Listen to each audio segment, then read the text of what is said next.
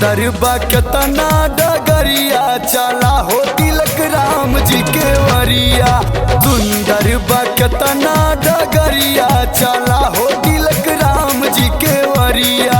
भैया के वरिया हो भैया के वरिया, भैया के वरिया हो भैया के वरिया।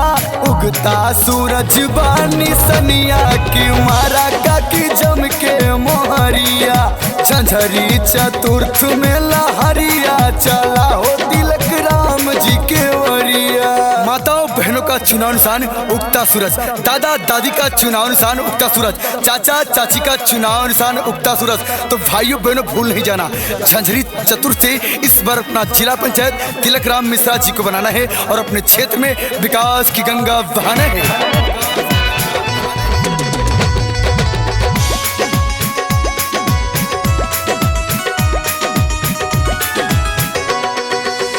केहू किसान नहीं रही परेशान हो, तिलक राम जी करी है सब कई निदान हो।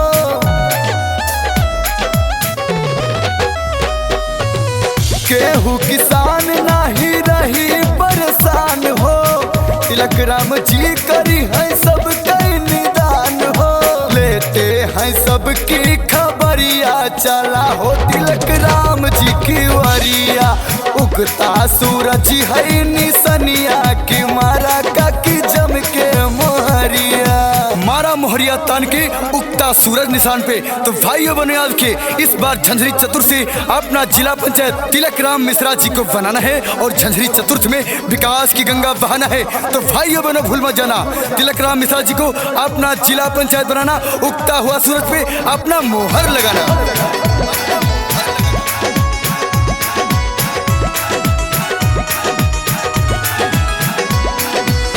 नाली सड़क बिजुली लगवाई दे है, जवन जवन कही है भैया सब करवाई दे है।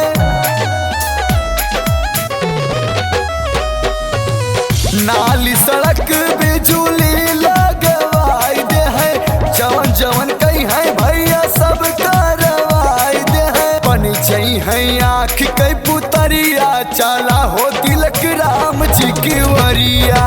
उगता सूरज बानी सनिया की मारा का की जम के मोहरिया। सुना है समंदर को आज बड़ा गुमान आया है, कश्ती उधर ही ले चलो जिधर तूफान आया है। और जिधर भी जाते हैं हमारे तिलक राम मिश्रा भैया लोग कहते हैं हमारा होने वाला जिला पंचायत आया है। तो भाई बहनों याद के इस बार झंझरी चतुर्थ से अपना जिला पंचायत तिलक राम मिश्रा जी को बनाना है, उगता हुआ सूरज पे अपना मोहर लगाना है।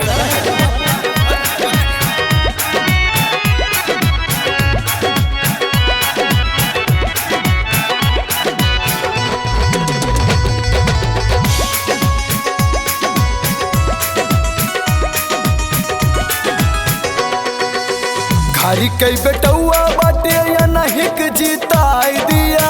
झंझरी चतुर्थ से जिला पंचायत बनाई दिया। एकाकी खारी के बेटुआ बाटे यानी के जीताई दिया। झंझरी चतुर्थ से जिला पंचायत बनाई दिया। रखी है सब पे नजरिया चला हो तिलक राम जी की वरिया। झंझरी चतुर्थ में लहरिया चला हो तिलक राम जी की वरिया। दादा ने ठाना है, दादी ने ठाना है, माताओं ने ठाना है, बहनों ने ठाना है, इस बार भूल नहीं जाना है। झंझरी चतुर्थी अपना जिला पंचायत तिलक राम मिश्रा जी को बनाना है, उगता हुआ सूरज पे अपना मोहर लगाना है। तो भाइयों बहनों याद रखिए 19 तारीख को पोलिंग बूथ पे जाइए और अपना मोहर सिर्फ उगता हुआ सूरज पर लगाइए।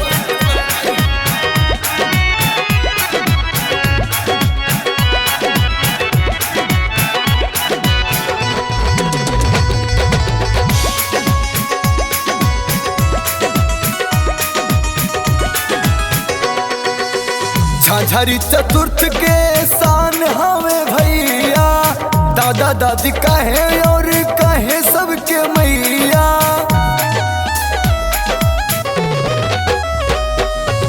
झंझरी चतुर्थ के रिसान हमें भैया।